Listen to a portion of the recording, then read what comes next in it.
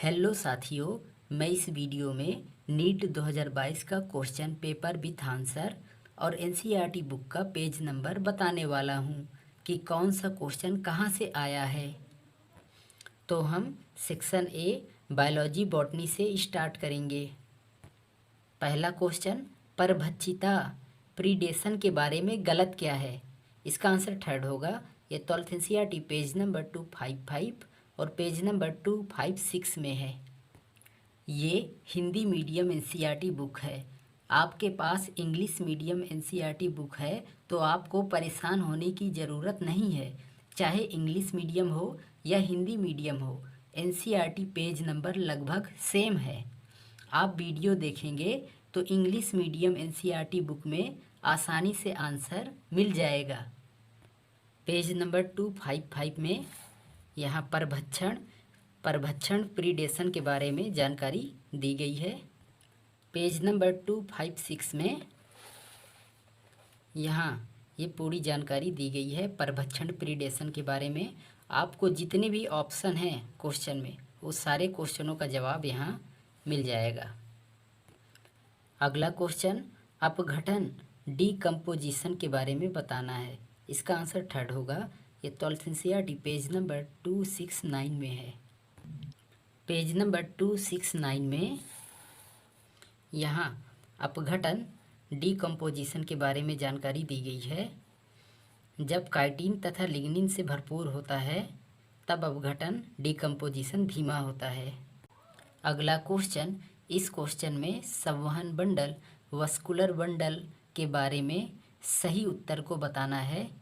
इसका आंसर, क्योंकि इसमें A B C D E सभी सत्य हैं, सभी ऑप्शन करेक्ट है, सही है, इसलिए यह बोनस में होगा।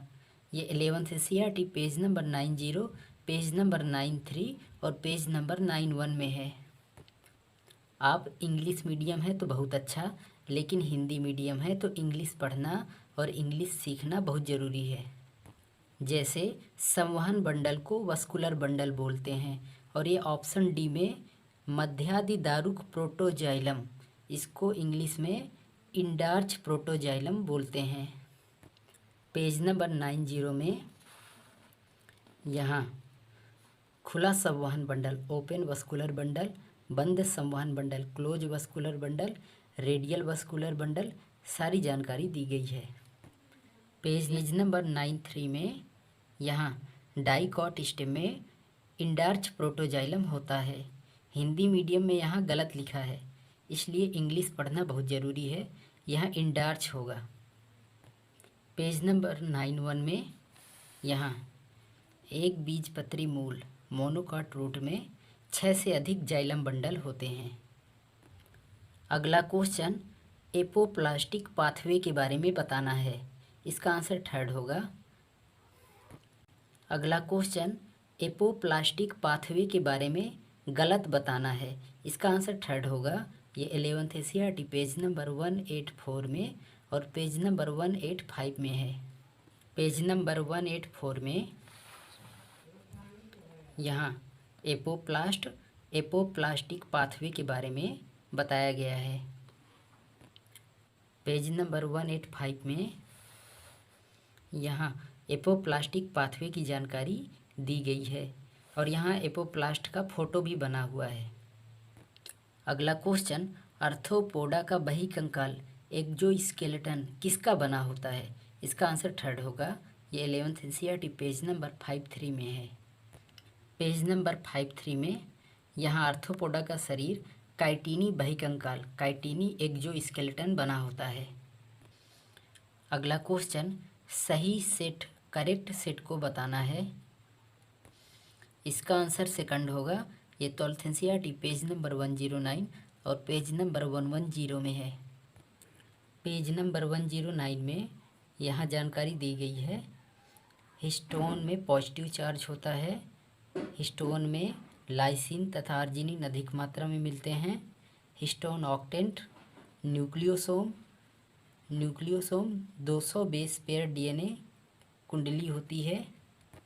पेज नंबर 110 में यहाँ हेट्रोक्रोमेटिन के बारे में जानकारी दी गई है। अगला क्वेश्चन, एक पुराने वृक्ष में द्वितीयक जाइलम सेकेंडरी जाइलम का अधिकतर भाग सघन भूरा होता है और कीटों के आक्रमण का प्रतिरोधी होता है।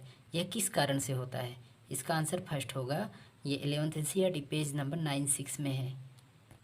पेज नंबर 96 में यहाँ पूरी जानकारी दी गई है। हार्टवुड, सैपवुड बताया गया है।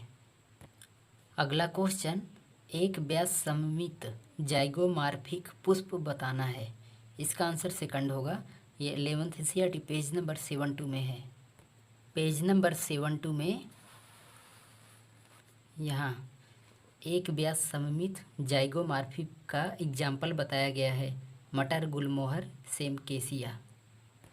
अगला क्वेश्चन, जेल इलेक्ट्रोफोरेसिस के बारे में गलत को बताना है। इसका आंसर थर्ड होगा। ये 12th एनसीईआरटी पेज नंबर 217 में है। पेज नंबर 217 में यहाँ जेल इलेक्ट्रोफोरेसिस के बारे में जानकारी दी गई है। अगला क्वेश्चन, सुघट्यता प्लास्टिसिटी का एग्जाम्पल बताना है।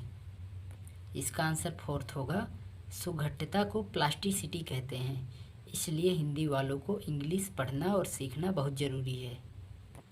ये 11th एनसीईआरटी पेज नंबर 246 में है।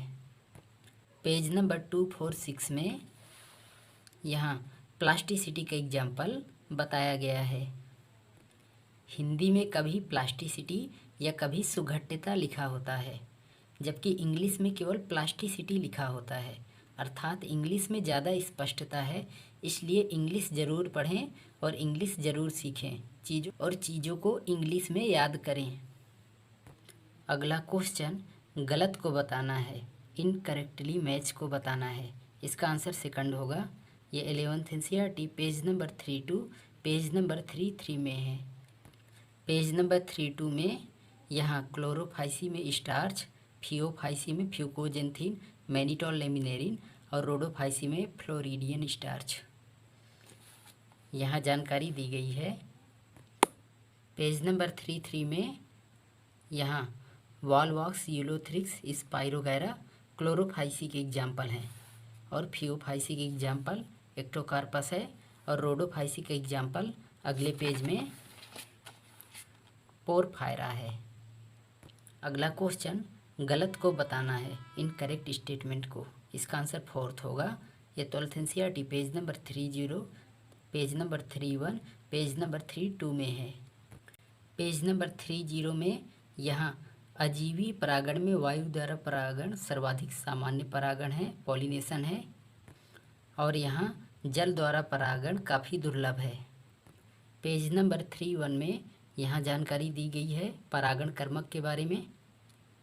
पेज नंबर 32 में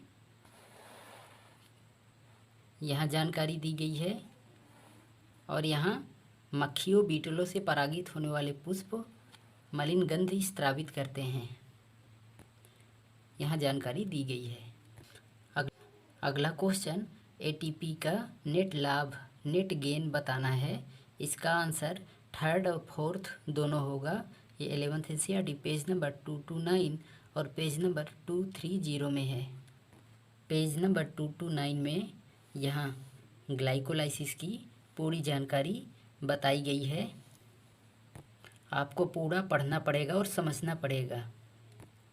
पेज नंबर 230 में यहाँ जानकारी दी गई है। अगला क्वेश्चन, आवासीय क्षति और विखंडन, हैबिटेट लॉस एंड फ्रेगमेंटेशन किसके लिए कारण है? इसका आंसर थर्ड होगा। ये 12th NCERT page number 290, page number 291 में है। पेज नंबर 290 में यहाँ जैव विविधता की क्षति के कारण आवासीय क्षति तथा विखंडन। पेज नंबर 291 में यहाँ अतिदोहन, विदेशी जातियों का आक्रमण और सह विलुप्तता जानकारी दी गई है। अगला क्वेश्चन, कीमियो ऑस्मोसिस के बारे में गलत को बताना है। इसका आंसर सेकंड होगा। ये 11th NCERT page number 213, page number 214 और पेज नंबर 215 में है। पेज नंबर 213 में यहाँ कीमियो ऑस्मोसिस के बारे में बताया गया है। पेज नंबर 214 में यहाँ जानकारी दी गई है, यहाँ फ़ोटो भी बना है।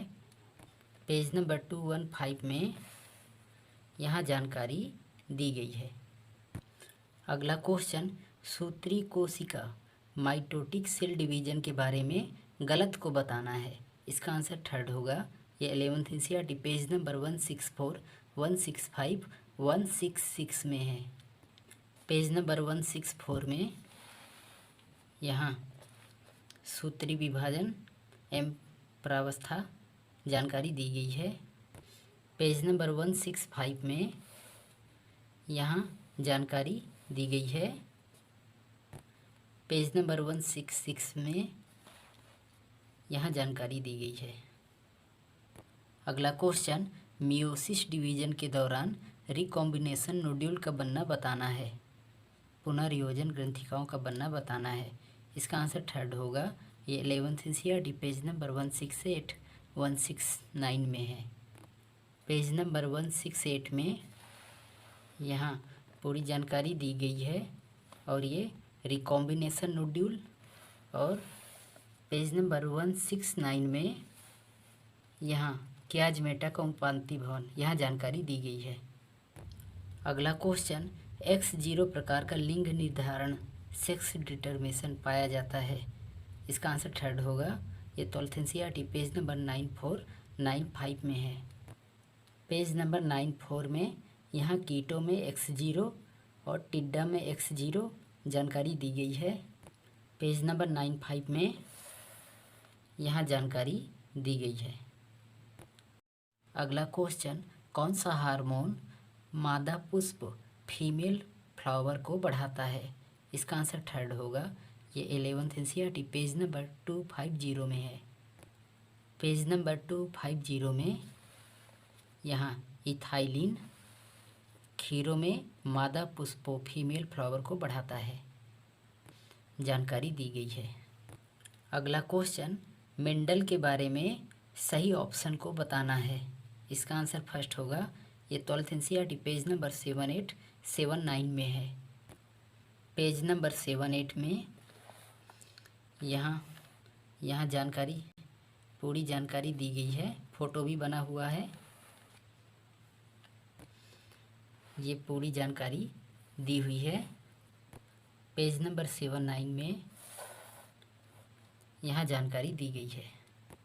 अगला क्वेश्चन, लैक्टिक एसिड फर्मेंटेशन के बारे में बताना है। इसका आंसर फोर्थ होगा। ये 11th NCERT पेज नंबर 230 में है।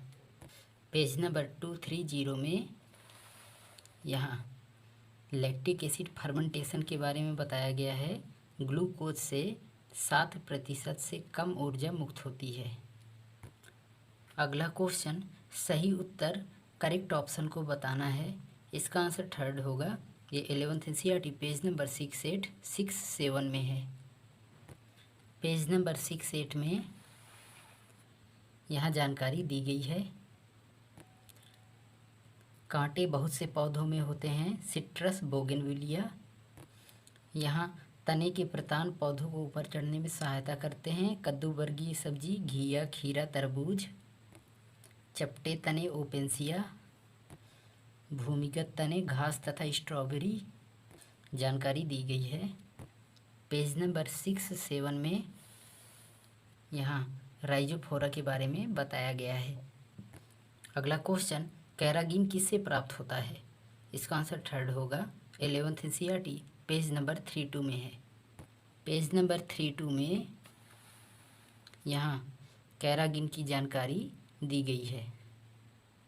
अगला क्वेश्चन, कौन सा यंत्र है जो ताप विद्युत संयंत्र के थर्मल पावर प्लांट के निर्वातक में उपस्थित कणकीय पदार्थों को निकाल सकता है। इसका आंसर थर्ड होगा। ये 12th NCERT पेज नंबर 297 में है। पेज नंबर 297 में यहाँ स्थिर वैद्युत अवक्षेपित्र के बारे में बताया गया है। पूरी जानकारी दी गई है। इलेक्ट्रोस्टैटिक प्रेसिपिटेटर के बारे में पूरी जानकारी दी गई है। अगला क्वेश्चन, इसमें क्लिस्टोगैमस फ्लावर के बारे में बताना है। इसका आंसर फर्स्ट होगा। ये 12th NCERT page number 29 page number 30 में है। पेज नंबर 29 में यहाँ जानकारी दी गई है। पेज नंबर 30 में यहाँ जानकारी दी गई है। मैंने वीडियो में NCERT बुक का महत्व बताया है क्योंकि लगभग सारे क्वेश्चन NCERT बुक से आ रहे हैं, इसलिए NCERT बुक को अच्छे से बार बार पढ़ें।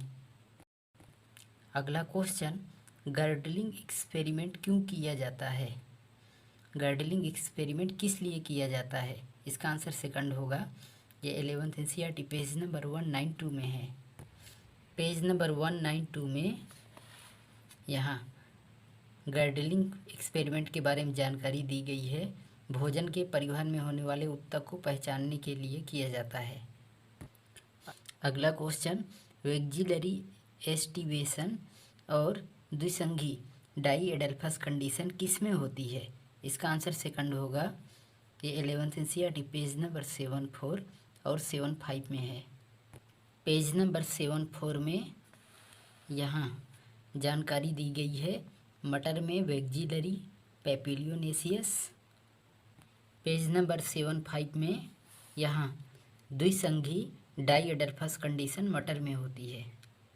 अगला क्वेश्चन, पॉलीमरेज चेन रिएक्शन और एम्फीसिलिन रेजिस्टेंट जीन के बारे में बताना है। इसका आंसर सेकंड होगा। ये 12th NCERT page number 221 page number 222 और पेज नंबर 223 में है। पेज नंबर 221 में यहाँ PCR पॉलीमरेज चेन रिएक्शन के बारे में, पेज नंबर 222 में यहाँ पूरी जानकारी दी गई है। पेज नंबर 223 में यहाँ जानकारी दी गई है एम्फीसिलिन की उपस्थिति में सेलेक्टेबल मार्कर जीन वर्ण योग चिन्ह के बारे में बताया गया है। अगला question, gaseous plant growth regulator के बारे में बताना है। इसका आंसर सेकंड होगा। ये 11th NCERT पेज नंबर 250 में है। पेज नंबर 250 में यहाँ जानकारी दी गई है इथाइलिन एक गैसीय PGR है और ये इथाइलिन मूल वृद्धि तथा मूल रोगों को प्रोत्साहित करता है। जानकारी दी गई है। अगला क्वेश्चन, DNA बहुरूपता DNA पॉलीमॉर्फिज्म किसका आधार बनाता है? इसका आंसर थर्ड होगा। ये 12th NCERT page number 132 page number 133 में है। पेज नंबर 132 में यहाँ जानकारी दी गई है। पेज नंबर 133 में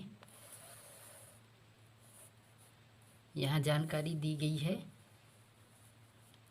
बहुरूपता DNA बहुरूपता, यहाँ जानकारी दी गई है बहुरूपता आनुवांशिक आधार पर विभिन्नता।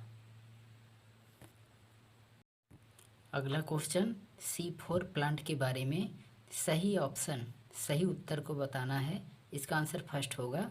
ये 11th NCERT पेज नंबर 219 में है।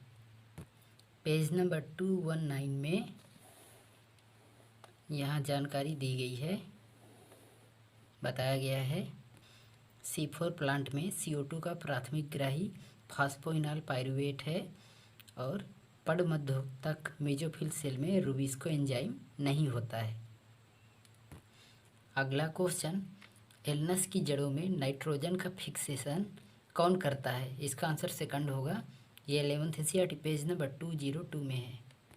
पेज नंबर 202 में यहाँ जानकारी दी गई है एल्नस की जड़ों पर फ्रैंकिया होता है। अगला क्वेश्चन, कौन बाह्य स्थानीय संरक्षण विधि ex-situ कंजर्वेशन नहीं है? इसका आंसर सेकंड होगा। ये 12th NCERT page number 293 page number 294 में है। पेज नंबर 293 में यहाँ जानकारी दी गई है ex-situ के एग्जाम्पल उद्यान, जंतु उद्यान, वनस्पति उद्यान, क्रायो प्रिजर्वेशन, इन विट्रो और उत्तक संवर्धन विधि, इसी में माइक्रो प्रोपेगेशन आता है। पेज नंबर 294 में यहाँ जानकारी दी गई है। उत्तक संवर्धन का उदाहरण है माइक्रो प्रोपेगेशन, सूक्ष्म प्रवर्धन। अगला क्वेश्चन, प्रोसेस ऑफ ट्रांसलेशन के बारे में बताना है। इसका आंसर फर्स्ट होगा। ये 12th NCERT page number 125 page number 126 में है। इंग्लिश पढ़ना ज़रूरी है। रूपांतरण को इंग्लिश में ट्रांसलेशन कहते हैं। हिंदी वालों के लिए इंग्लिश बहुत ज़रूरी है। पेज नंबर 125 में यहाँ रूपांतरण ट्रांसलेशन के बारे में बताया गया है। दूत RNA mRNA को कहते हैं। पेज नंबर 126 में यहाँ जानकारी दी गई है। चार्जिंग ऑफ tRNA, पूरी जानकारी दी गई है। अगला क्वेश्चन, सुमेलित मैच करना है। इसका आंसर सेकंड होगा।